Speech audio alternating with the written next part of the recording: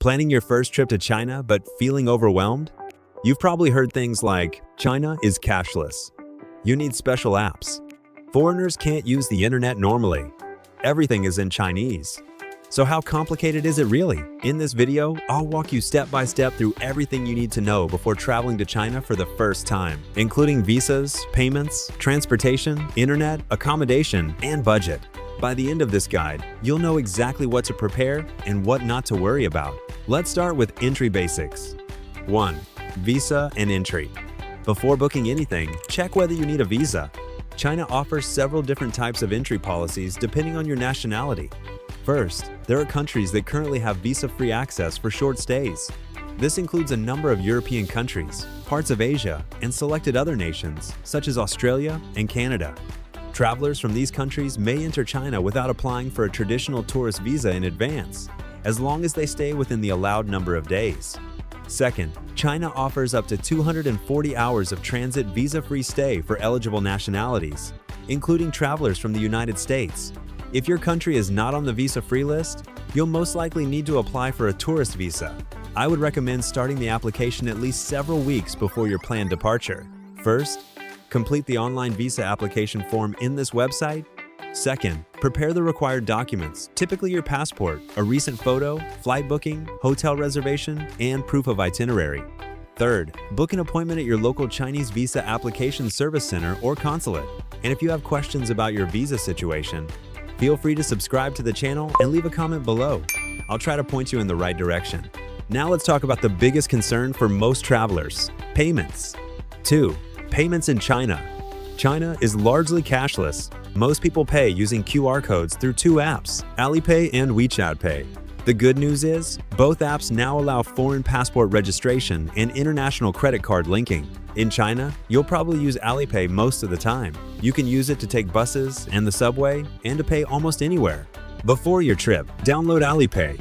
Register with your passport. Link your Visa or MasterCard. Test it before you go if possible. Cash is still legally accepted, but smaller shops may not have change.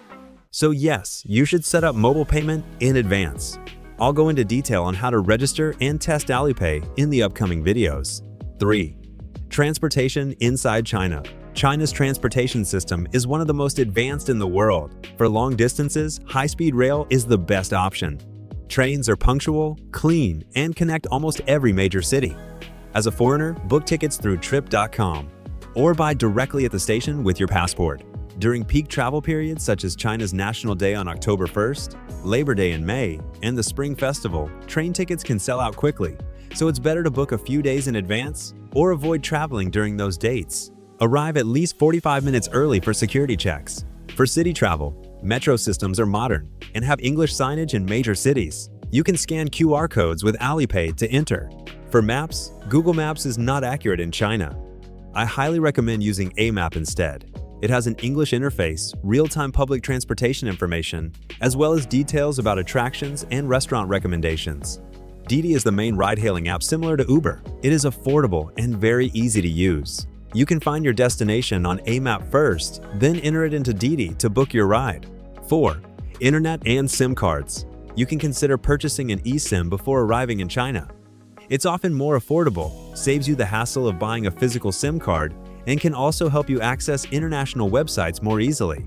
However, if you plan to use hotel Wi-Fi or other local networks to access apps like Instagram or YouTube, which are restricted in China, you will need a VPN. Make sure to set it up before you arrive. 5. Accommodation. Choosing where to stay in China is generally straightforward, especially in major cities. You'll find everything from budget hostels to international luxury hotels. If it's your first time visiting, I generally recommend choosing a recognized hotel chain rather than a small guest house. International brands like Marriott, Hilton, or Intercontinental are very common in Chinese cities. Compared to many Western countries, they're often more affordable in China, and in many cases, the properties are newer. China also has strong domestic hotel chains with good standards. Brands under Huazhu Group, as well as Atour, are widely available, modern, and usually very reliable. Number 6. Budget and costs.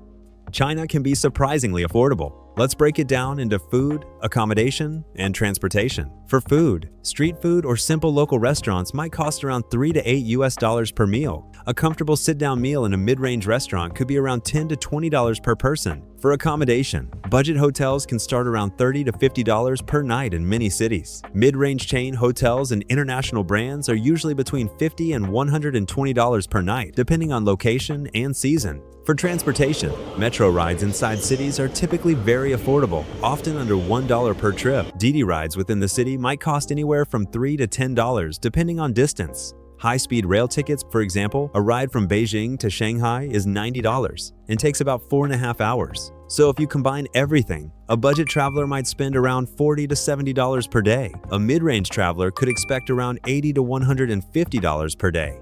Overall, China offers very strong value for money. Is China hard to travel? Honestly, China feels complicated before you go. But once you understand the system, it's extremely efficient. Prepare your apps, plan your transportation, have your documents ready, and you'll be fine. China's not the easiest country for completely unprepared travelers. But for organized travelers, it's one of the most fascinating and efficient destinations in the world. I created this channel to help people travel to China more easily and confidently, so you can spend less time worrying about logistics and more time actually enjoying your trip. In the upcoming videos, I'll cover topics like how to register for Alipay, how to buy a high-speed train ticket in China, how to enter the station, and what the entire process looks like from start to finish.